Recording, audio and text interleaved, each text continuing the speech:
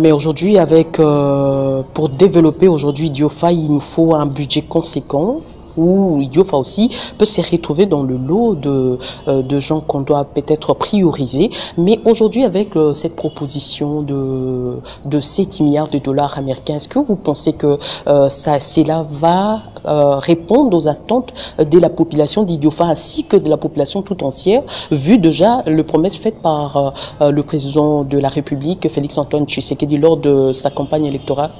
Voilà, c'est comme ça que vous avez vu ma tendance de généraliser, voilà. De ne pas rester qu'Idiofa, parce que la réalité du Congo est générale. Et puis en plus, là où nous siégeons, nous ne prenons pas des lois particulières pour nos circonscriptions. Voilà. Mais nous amenons les réalités de nos circonscriptions pour l'intégrer à la réalité globale et pour faire une seule loi.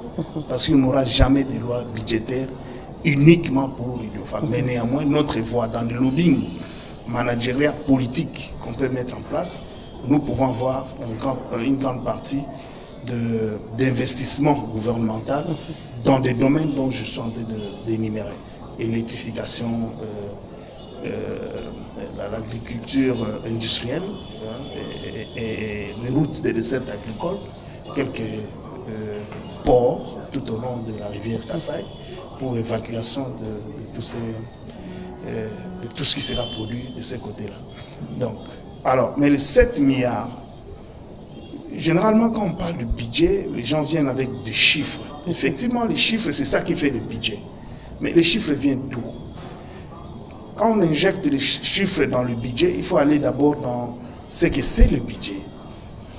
Le budget, c'est la production. La production, vous produisez dans différents secteurs. Dans différents secteurs, et c'est que ça vous donne en chiffres. Vous l'évaluez en chiffres. Le Congo a 24 000 milliards de potentialités. Mais on ne peut pas dire aujourd'hui que le budget est de 24 milliards. Non. Il faut puiser maintenant dans les efforts de combien vous allez prélever, combien vous allez faire en recettes. Et la réalité aujourd'hui des domaines de développement en RDC, nous avons que le mine. L'agriculture n'est pas encore productrice. Nous avons l'électricité qui ne produit pas encore, parce que pour arriver dans tous ces domaines où on peut capter un peu de l'argent, il faut faire des réformes.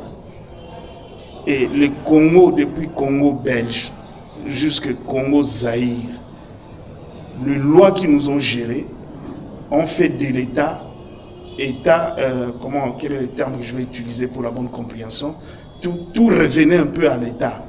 L'ONATRA était dans la gestion de l'État. C'est l'État lui-même qui gérait l'ONATRA. La GECAMINE, qui était pourvoyeur de mines de la RDC, quand on exploitait les cuivres, c'est l'État qui vendait ces cuivres. C'était les cuivres de l'État congolais. Mais avec la crise qu'on a connue, avec le Premier ministre Mouzito à l'entrée, avec le président Kabila, le réforme avec la Banque mondiale pour atteindre le point d'achèvement, on nous a exigé des réformes.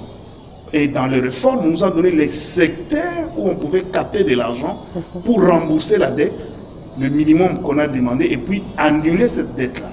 Donc on devait continuer avec cet effort de réforme dans des secteurs où on devait puiser de l'argent.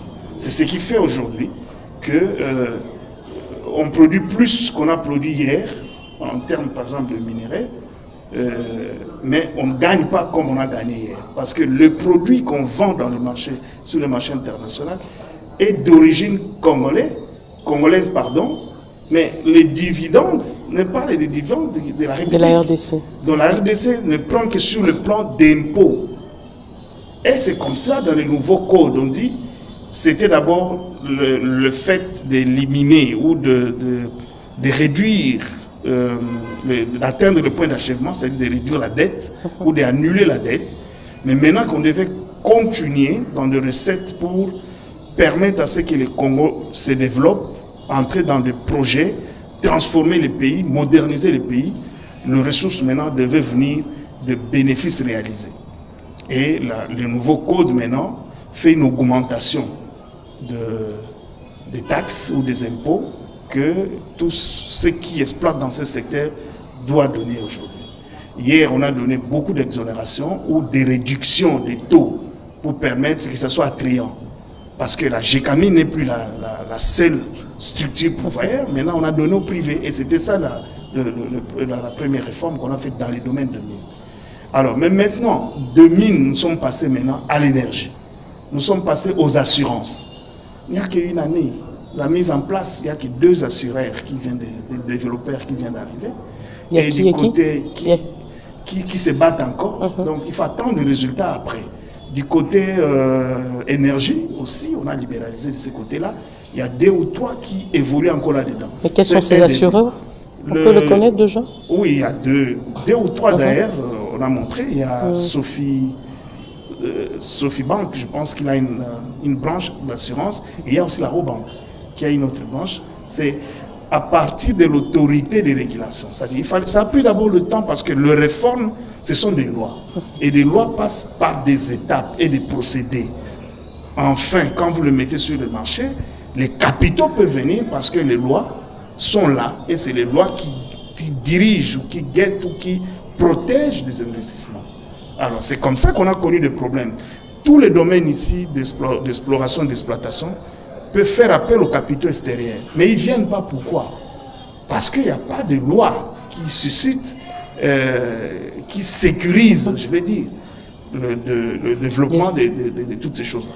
Parce que avoir le pays avec ses potentialités, on peut se dire, voilà, on tombe dessus, budget 10 milliards, 20 milliards, on peut dire ça. Mais 10 milliards, ce sont des chiffres vrais. Ce n'est pas des potentialités, non. Alors, pour y arriver, j'étais en train de vous donner quelques éléments. Et c'est dans cette marmite-là qu'on peut déterminer cette valeur. Et je pense qu'ils sont réalistes. Mais le fait d'être réaliste, je sais des critiques des gens que j'ai suivis dans la presse. D'autres disent, mais le gouvernement passé ne faisait que 4 ou 5. Et d'ailleurs, Mata Tamponio avait fait même jusqu'à 9 ou 8. Mais oui, là, c'est avec l'embellie du cours de matières premières. Quand vous avez de boom, on ne peut pas réaliser un budget sur le plan de boom. Parce qu'on avait de boom en 2006, mais en 2008, on a connu une crise internationale. Et en 2014, on a connu une deuxième crise financière mondiale. Et les cours de métaux, pas plus longtemps que l'année passée, on a eu une montée d'embellie de matières premières, principalement le cobalt. Mais après, aujourd'hui, il y a une chute. Mais tous ces embellis-là doivent suivre avec un encadrement des climats des affaires. Climat des affaires, ici, je prends du côté loi, le réforme et les lois qui doivent sécuriser les assurances et le respect de ces lois-là. Ainsi, la moralisation politique. Quand je dis la moralisation politique, va aussi avec la moralisation citoyenne. Surtout nous, vous, nous qui passons à la télévision, de quoi nous parlons de notre pays? Comment notre pays est vendu dans le marché des capitaux? Nos guerres ici, comment nous les diffusons? Parce qu'en démocratie, entre guillemets, c'est vrai, c'est le débat. Mais comment nous orientons ces débats-là? Quand vous êtes de l'extérieur, vous avez des partenaires, ils vous disent dans votre pays-là, rien n'est sûr. Rien n'est sûr. Ça fait peur. Sait jamais, ça fait peur. Et l'argent qui doit venir de l'étranger a besoin des assurances. L'investissement, c'est un bébé qui ne veut pas de bruit, qui ne veut pas de coups de balle, qui ne veut pas de discussion.